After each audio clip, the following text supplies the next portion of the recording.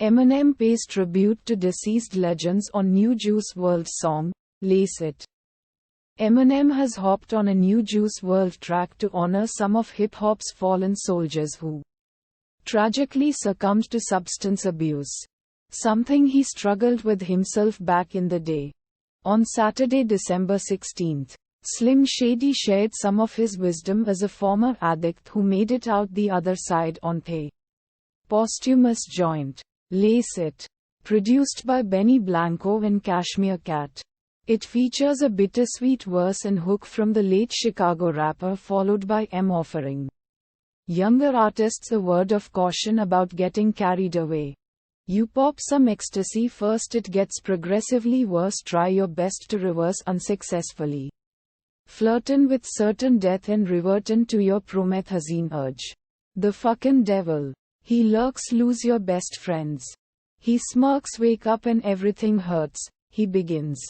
The D12 rapper then remembers some of his peers who aren't with us today, citing them as an example of unfulfilled potential while emphasizing the dangers of drug abuse. The verse mentions Juice, Shock G, Lil Peep, Old Dirty Bastard, Gangsta Boo, and Pimp C, as well as Prince and Michael Jackson.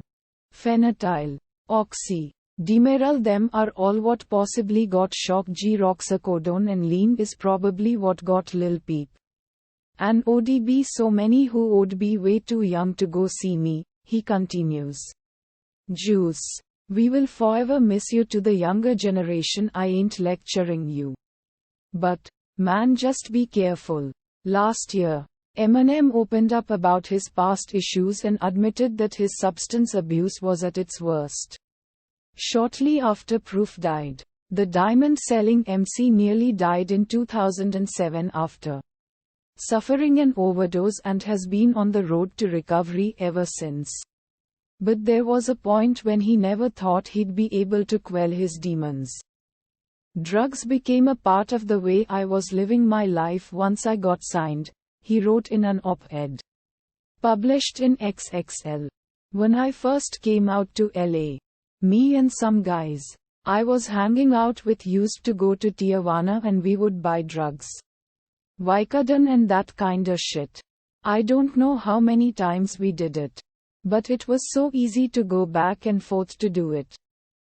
The last time we went, we're second in line and this dude in front of us starts arguing with the guy in customs.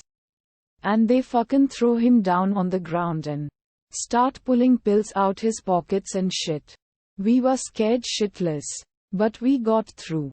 Had he been arrested that day, he believes his rap career never would have happened.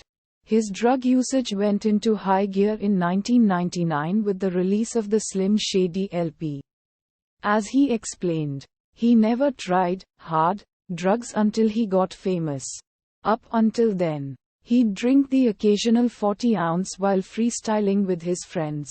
But it ramped up to a whole other level once he started making money. I was experimenting, he wrote. I hadn't found a drug of choice. Back then you went on tour and people were just giving you free drugs. I managed it for a little while. And then, it just became, I like this shit too much and I don't know how to stop.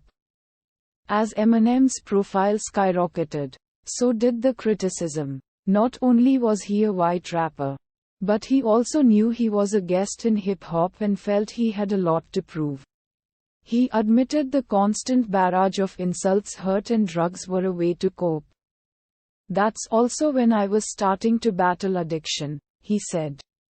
People obviously didn't know it yet, but I was starting to realize inside that it was happening. And I always tried to keep it on the low and keep it together as much as I could. I was able to downplay my addiction and hide it for a while until it got really bad. He added, I started taking Ambien on top of everything else. I would take a little to perform, which you would think doesn't make sense. But Ambien is a mind eraser. So, if you don't go to sleep on it, you get in this weird comatose state. I see what you're saying. And I hear what you are saying. But I don't comprehend. If you watch back an interview from that time, you can notice it. That's when everyone around me knew. He's fucked up.